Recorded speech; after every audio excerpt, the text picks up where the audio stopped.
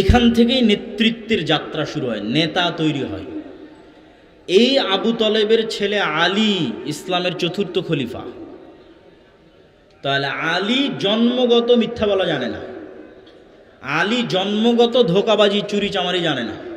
তাহলে জন্মগত নেতৃত্বের গুণ আছে। পিতা আবু তলেব, আলী ইবনে আবি তলেব, তার সাথে তাওহীদ যুক্ত হয়েছে।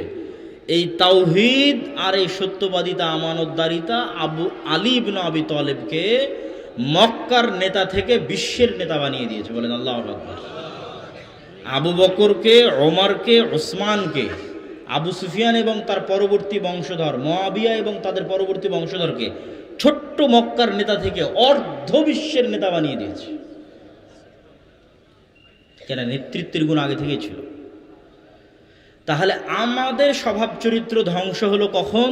যখন আমরা ইউরোপের উপনিবেশে ছিলাম, ব্রিটিশ শাসন আমলে 190 বছর। মুহাম্মদ সাল্লাল্লাহু আলাইহি ওয়াসাল্লামকে 40 বছর বয়সে শিরক করা যাবে না, তাওহীদ মানতে হবে, এটা শেখানো হয়েছে। আর 50-53 বছর বয়সে সালাত, সিয়াম, হজ, যাকাত শেখানো হয়েছে। আর এই 40 বছরের আগের জীবন আর এই 50 বছরের আগের জীবনে কোনোদিন মুহাম্মদ সাল্লাল্লাহু আলাইহি ওয়াসাল্লামকে এটা বলার দরকার হয়নি যে আপনি আজ থেকে সত্য বলবেন।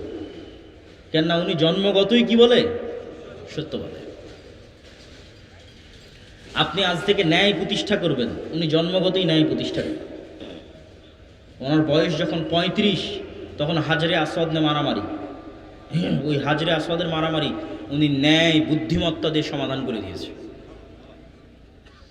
তাহলে ন্যায়ের উপর, সত্যবাদিতার উপর, ধৈর্যের উপর নবীদের জন্ম।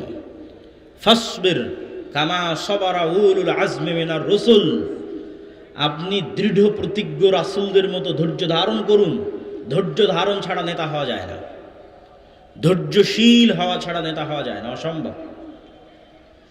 এখন এইটা যেহেতু নেতৃত্বের অঙ্কুর উদ্গম, বীজ ঘর, আপনি এখন মুসলমানদের স্বভাব চরিত্র, কথাবার্তা, উঠা বসা যাচাই করে দেখেন মুসলমানদের মধ্যে এই নেতৃত্বের গুণ আপনি পান কিনা। পাবেন না।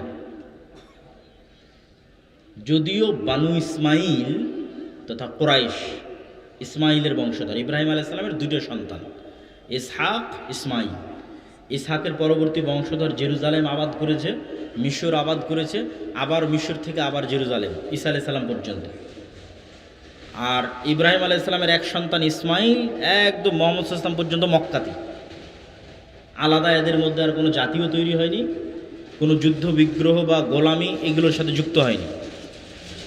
কিন্তু বানু ইসরাইলরা 300 বছর ফেরাউনের গোলামি করেছিল। এই 300 বছর ফেরাউনের গোলামি করার কারণে তারা নবীর সন্তান হওয়ার পরও মিথ্যা বলা শিখেছিল। নবীর সন্তান হওয়ার পরও 2 নাম্বারই ধোঁকাবাজির রাস্তা শিখেছিল, অথচ নবীর সন্তান। দেখেন কি পরিমাণ ধোঁকাবাজ ইহুদিরা। আল্লাহ বলছে শনিবারের দিন দাউদের কোরআন শোনার জন্য, জাবুর শোনার জন্য সমুদ্রের মাছেরা আসে, নদীর মাছেরা আসে, তোমরা শনিবারের দিন এদেরকে ধরবা না। তো এই 2 নাম্বার বুদ্ধি দিয়ে, ছল চাতুরি দিয়ে এরা কি করলো? শনিবারের দিন মাছগুলোকে ঘিরে রেখে রবিবারের দিন মাছগুলোকে ধরলো। নাউজুবিল্লাহ। এইরকম অসংখ্য ছল চাতুরি আছে, 2 নম্বরই আছে এদের। এই যে এত বড় মোজেজা দিয়ে জেরুজালেম বিজয় হলো সূর্য থামিয়ে, সেই বিজয়ের পর এরা কী করেছে আপনারা জানেন? যারা মাদ্রাসার ছাত্র, যারা বাকারা পড়েছে তারা জানে, যারা বানু ইসরাইলের ইতিহাস পড়েছে তারা জানে। যেখানে ইউশা বিন নুনকে সূর্য থামিয়ে আল্লাহ বিজয় দিল, বিজয় দেওয়ার পর আল্লাহ বলছে যেহেতু এত বড় বিজয় দিলাম, তোমরা মাথা নত অবস্থায়, সুজ্জাদান মাথা নত অবস্থায় আল্লাহর তাসবিহ পাঠ করতে করতে জেরুজালেমে ঢুকবা। এত বড় বিজয়, মাথা নত করে আল্লাহর তাসবিহ পাঠ করতে করতে ঢুকবা। মুহাম্মদ সাল্লাল্লাহু আলাইহি ওয়াসাল্লাম যেদিন মক্কা বিজয় করে, ওই দিন মুহাম্মদ সাল্লাল্লাহু আলাইহি ওয়াসাল্লাম মক্কার নিচু দিক থেকে উপর দিকে ওঠেনি। মক্কার ভৌগোলিক মানচিত্র উনি জানেন, একটা এলাকার কোন দিক উঁচু কোন দিক নিচু আপনি জানেন না, খুব ভালো করে জানেন। তো মুহাম্মদ সাল্লাল্লাহু আলাইহি ওয়াসাল্লামের বাড়ি তো মক্কায়, উনি জানেন যে মক্কার কোন দিক উঁচু কোন দিক নিচু। তো উনি যেই দিন মক্কা বিজয় করে ওই দিন উনি মক্কার নিচু দিক থেকে ওপর দিকে উঠেননি, উনি এমন রাস্তা চয়েস করেছেন যেটা ওপর থেকে নিচে নামে। এবং যখন উপর থেকে নিচে নামে তখন তার উটও মাথা নিচু, আর মুহাম্মদ সাল্লাল্লাহু আলাইহি ওয়াসাল্লামের মাথা ঠেকতে ঠেকতে উটের যে রেহেল আছে সেখানে ঠেকে গেছে, আর মুখে তাসবিহ আছে আল্লাহর শুকরিয়া, বলেন আল্লাহু আকবার, ইচ্ছাকৃতভাবে আল্লাহর শুকরিয়া আদায় করার জন্য। আর বানু ইসরাইলদের যখন সূর্য থামিয়ে বিজয় দেওয়া হলো, আল্লাহ বলল তোমরা সিজদা অবস্থায় যাবা মাথা নিচু করে, এরা পিছন আগে দিকে দিল আর মাথা এদিক দিয়ে ঢুকলো। আর আল্লাহ ওদেরকে বললো যে তোমরা বলবা হিত্তাতুন নাগফির লাকুম। হিত্তাতুন একটা হিব্রু ভাষা, হিব্রুতে হিত্তাতুন মানে আস্তাগফিরুল্লাহ। তো তোমরা আস্তাগফিরুল্লাহ বলতে বলতে ঢুকবা কেন, তোমরা আগে অপরাধ করেছো। ওরা কি করলো, হিত্তাতুনটাকে পাল্টিয়ে বললো হিনতাতুন। হিনতাতুন মানে গমের দানা। কি পরিমাণ 2 নাম্বার ধোকাবাজ মিথ্যুক কওম, অথচ এরা নবীর সন্তান, এদেরকে আল্লাহ এমনি অভিশপ্ত বানায়নি। তাহলে নবীর সন্তানের স্বভাব কেমনে পরিবর্তন হয়ে গেল। আল্লামা ইকবাল বলছে গোলামি মে বদল জাতি হে কওমো কা জমির, যে দাসত্বে জাতির স্বভাব চরিত্র পরিবর্তন হয়ে যায়। তো ফেরাউনের দাসত্বে এরা মিথ্যা বলা শিখে নিয়েছে। কেন, গোলাম মানে কি, একটা রুটির জন্য মারামারি করা লাগবে। গোলাম মানে একটা রুটির জন্য মিথ্যা বলা, কেন আপনি হত্যাও করতে পারেন, তার নাম গোলামি। কেন, রুজি রুটির অভাব, দুঃখ কষ্ট, এই গোলামির মধ্যে 300 বছর পার হয়েছে, জীবনের নিরাপত্তা নাই, মিথ্যা তো বলতেই হবে, কিছু করার নাই।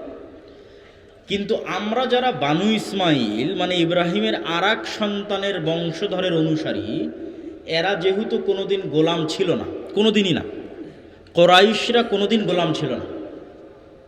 আব্দুল মোত্তালেব এবং আব্দুল মোত্তালেবের পূর্বসূরি ইসমাইল পর্যন্ত এই মক্কা কেউ কোনোদিন দখল করে এদের গোলাম বানায়নি। যেহেতু এরা কোনোদিন গোলাম ছিল না, সেহেতু ইসমাইলের সন্তানেরা শিরক করলেও মিথ্যা বলা জানত না। বুঝেন আমার কথা, ইসমাইলের সন্তানেরা শিরক করলেও ধোঁকাবাজি জানত না, 2 নম্বরই জানত না। তার 2-1টা উদাহরণ আপনাকে দিই, তাহলে আপনি বুঝবেন যে আজকের মুসলমানেরা একসাথে 2টো অপরাধ করতেছে। একটা তো বানু ইসরাইলের চুরি বাটপালি ধোঁকাবাজি, 2 নম্বরই দুর্নীতি এদের মধ্যে ঢুকে গেছে, আর একটা হচ্ছে শিরক ঢুকে গেছে। 2টাই মুসলমানদের মধ্যে ঢুকে গেছে। এবার যে বানু ইসমাইলের আমরা আলোচনা করতেছি, তারা এই ন্যায়পরায়ণতা সত্যবাদিতায় আমাদের চেয়ে গিয়েছিল মক্কার কাফের মুশরিকরা। যেমন আল্লাহর নবীর চাচা আবু তালেব মুশরিক, মৃত্যু শিরকের উপর হয়েছে, কিন্তু ইতিহাস থেকে একজন দাঁড়িয়ে প্রমাণ দিতে পারবে না যে আবু তালেব কোনোদিন মিথ্যা বলেছে। আবু তালেব অমুকের সম্পদ মেরে নিয়েছে, আল্লাহর নবীর চাচা আবু তালেব, যে আবু তালেব অমুকের সাথে 2 নম্বরই করেছে। আবু তালেবকে ছাড়েন, আবু তালেব তো অন্তত মুখোমুখি মোহাম্মদ সাল্লাল্লাহু আলাইহি ওয়াসাল্লামের বিরোধিতায় অবতীর্ণ হয়নি। আবু সুফিয়ান যে মুখোমুখি মোহাম্মদ সাল্লাল্লাহু আলাইহি ওয়াসাল্লামের বিরুদ্ধে অবতীর্ণ হয়েছে সব যুদ্ধে। মুসলমানদের প্রধান মোহাম্মদ সাল্লাল্লাহু আলাইহি ওয়াসাল্লাম, কাফেরদের প্রধান আবু সুফিয়ান। এই আবু সুফিয়ান পর্যন্ত জেরুজালেমের মাটিতে বাদশাহ হেরাক্লিয়াসের দরবারে কোনো ক্যামেরা নাই, কোনো লাইভ নাই, কোনো রেকর্ডার নাই, চাইলেই আবু সুফিয়ান মিথ্যা বলতে পারে মোহাম্মদ সাল্লাল্লাহু আলাইহি ওয়াসাল্লামের নামে। কিন্তু আবু সুফিয়ান মিথ্যা বলতে পারেনি, মানে আবু সুফিয়ান মিথ্যা বলা জানেই না, তো বলবে কিভাবে? তাহলে মক্কার কাফের মুশরিক আবু তালেব, আব্দুল মুত্তালিব, আর মক্কার সাবেক কাফের মুশরিক পরবর্তীতে মুসলমান আবু সুফিয়ান রাদিয়াল্লাহু তাআলা আনহু আজকের যুগের মুসলমানদের চেয়ে ভালো সত্য বলাতে, 2 নম্বরই না করাতে, জুয়া চুরি ডাকাতি দুর্নীতি না করাতে। এখান থেকেই নেতৃত্বের যাত্রা শুরু হয়, নেতা তৈরি হয়। এই আবু তালেবের ছেলে আলী ইসলামের 4র্থ খলিফা। তাহলে আলী জন্মগত মিথ্যা বলা জানে না, আলী জন্মগত ধোঁকাবাজি চুরি চামারি জানে না। তাহলে জন্মগত নেতৃত্বের গুণ আছে। পিতা আবু তালেব, আলী ইবনে আবি তালেব, তার সাথে তাওহীদ যুক্ত হয়েছে। এই তাওহীদ আর এই সত্যবাদিতা আমানতদারিতা আলী ইবনে আবি তালেবকে মক্কার নেতা থেকে বিশ্বের নেতা বানিয়ে দিয়েছে, বলেন আল্লাহু আকবার। আবু বকরকে, ওমরকে, ওসমানকে, আবু সুফিয়ান এবং তার পরবর্তী বংশধর মুআবিয়া এবং তাদের পরবর্তী বংশধরকে ছোট্ট মক্কার নেতা থেকে অর্ধ বিশ্বের নেতা বানিয়ে দিয়েছে। কেন? নেতৃত্বের গুণ আগে থেকেই ছিল। তাহলে আমাদের স্বভাব চরিত্র ধ্বংস হলো কখন? যখন আমরা ইউরোপের উপনিবেশে ছিলাম, ব্রিটিশ শাসন আমলে 190 বছর। আপনি গোলামির কারণে যে স্বভাব চরিত্র চেঞ্জ হয়, এটা যদি আরও ভালো বুঝতে চান তাহলে দেখবেন যেখানকার মুসলমানেরা যত নিকৃষ্ট লেভেলের গোলাম, ওখানকার মুসলমানেরা তত বেশি মিথ্যা, চুরি, চামারি, ডাকাতি 2 নম্বরই বেশি জানে। আপনি এখনই মাপতে পারবেন। তুলনামূলক আপনি রোহিঙ্গাদের সাথে বাঙালিদের তুলনা করেন, বাঙালিদের সাথে ভারতের মুসলমানদের তুলনা করেন, ঠিক আছে? আবার বাঙালি পাকিস্তানি মুসলমানদের সাথে আফ্রিকার মুসলমানদের তুলনা করেন। আফ্রিকার মুসলমানেরা স্পেন, ফ্রান্সের ভয়ঙ্করতম নিকৃষ্টতম জুলুমের শিকার এখন পর্যন্ত।